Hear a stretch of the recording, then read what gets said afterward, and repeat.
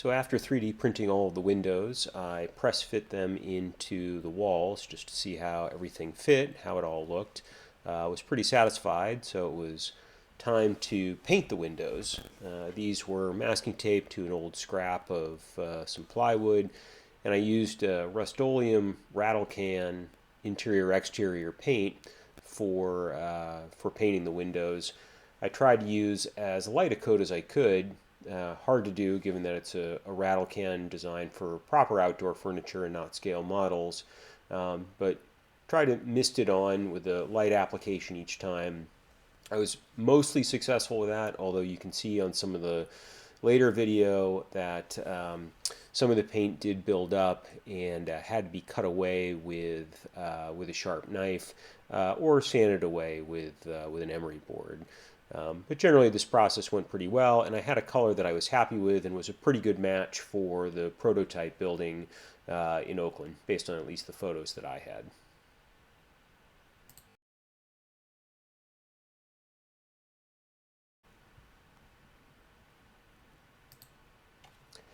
After the windows had dried, I press fit them back into the building walls just to make sure everything fit. You can see a couple of the windows in the foreground have a little bit of extra paint that had kind of dried, almost as if it's flash on a plastic model. But for the most part, the painted pieces fit smoothly back into the holes from which they came in the building. I'd match them up to make sure that the windows went back in the places that I'd taken them from. I then went back and surveyed the entire structure, and at this point I decided that the deck itself was looking just a little bit plain. The color was okay, but I wanted a little bit more detail and a little better way to show off some of the 3D printed figures. So I decided to build and scribe a new piece of plastic into a deck that would fit on the entire level and have the building sit on top of that. I scribed on one end of the deck some boards into the sheet of plastic using a small dental pick kind of tool. Measuring that out, I wanted the deck to be a combination of what looked like synthetic boards, like a synthetic decking, as well as concrete squares and concrete pads. So after measuring out the area that I wanted to be the boards, I marked all of those off and scribed in the panel lines for the boards. I also cut out a couple of holes for the planter boxes as well.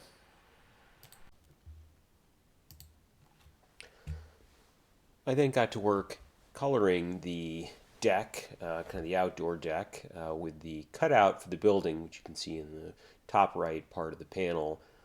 First, I used a bit of Model Master acrylic concrete just to give the entire thing a base of some gray, and then applied a black acrylic wash to the deck boards in the front right corner, as well as on the expansion gaps for the cement pads. Then I took some deck tan and some buff, a couple of Tamiya paints, thinned them with a bit of rubbing alcohol, and then went over the expansion joints to just diminish the contrast that the acrylic paint had left.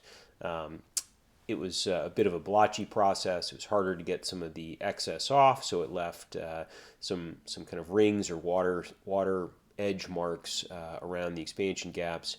But with some thin paint, I was able to dull that contrast down and just add a little bit of variety, especially with the lighter colors, to the middle of the concrete squares. There are lots of videos on YouTube on how to make, for example, aircraft or airfield concrete dioramas, which are a good source of inspiration and techniques for this. But at the end of the day, this is a building that's going to sit in the back corner of my layout. It's not going to get a lot of up-close views. So some thinned acrylic paint on top, combined with some differing colors, gave it enough contrast that it was able to blend in and will look pretty reasonable once it's installed on the layout. Here you can see next a close-up version of the final product. Again, from a few feet away, that's going to look just. I had a hard time figuring out how I wanted to treat the interior of the building.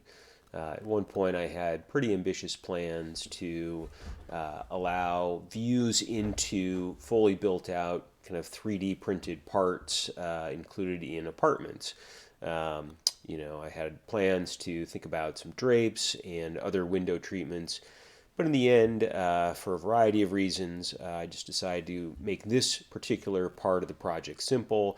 So opted to cut some sheet of clear plastic and back it with cut pieces of black scrapbooking paper, cut to size.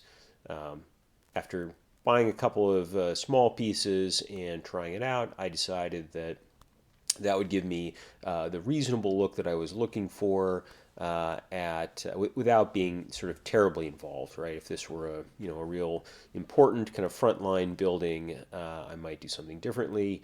And in fact, I've built it using rubber cement, so if I really want to take it apart and add some detail later, I can. But at least for purposes of today and trying to get this project done so I can move on with other things, I decided that would be good enough for now. And so once I had mocked it up and kind of put everything together, I decided, yeah, that was a good enough look for me.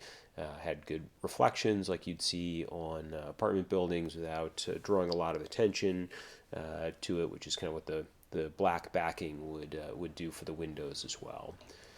So with some rubber cement, I glued the clear plastic to the backing paper, cut out a notch to make sure I could fit it around the supports that I built in the structure, and then went ahead and applied just a little bit of rubber cement to the interior wood. I didn't hit every cross brace, but enough where I think it'll stand up by itself. The rubber cement should be pretty durable, especially inside.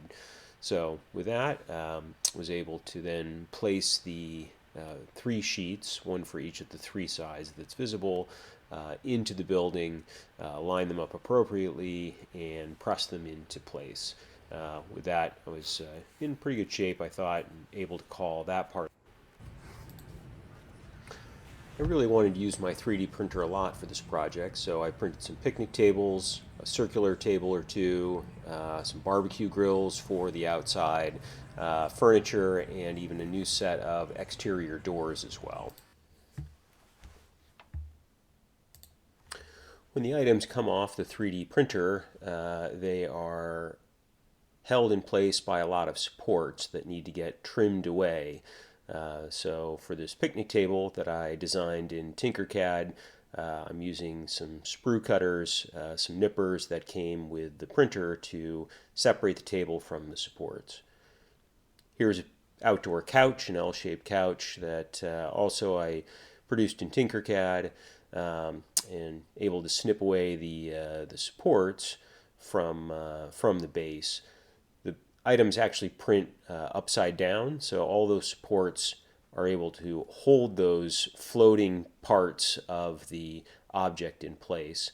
And you have to handle them with gloves because at this point the resin is uncured and it's not really safe to touch until it gets cured with UV light. And finally, here are some of the items that I printed: the couch with a person, some picnic tables, circular tables, all pretty much ready to go, ready for some paint. Well, here we are with the basic structure more or less complete. As you can see, I've got the windows in. You can see the reflection off the plexiglass with the black scrapbook paper backing. The deck is more or less done with some of the furniture there. Clearly a lot of detail work yet to do. Still need to paint the furniture, the outdoor furniture. Need to put some trees or plants in the planter boxes. May put in a pergola or some sort of a deck over in this area here. The roof needs some details. Maybe I'll throw a few more of these 3D printed air conditioning or blower units on top. And then of course I need to fill in a background or a backdrop for the parking garage deck. so I need to work through some photos for that.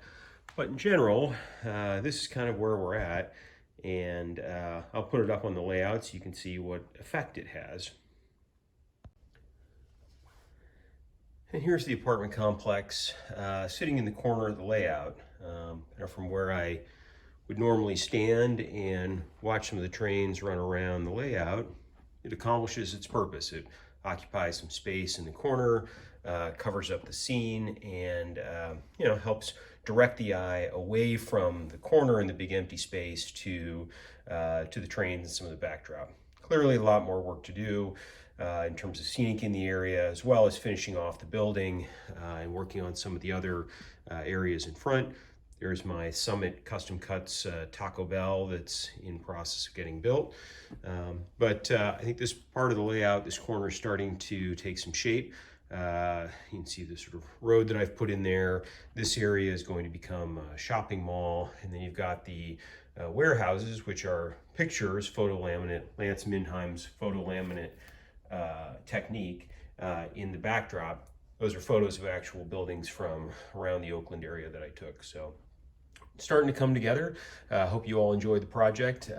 Pretty happy with the building that I've got. Unique structure. It was a lot of fun to put together. Learned a ton and had fun, which is really the point of the whole thing. So thanks for watching, everyone. We'll talk to you again soon with another project from the layout.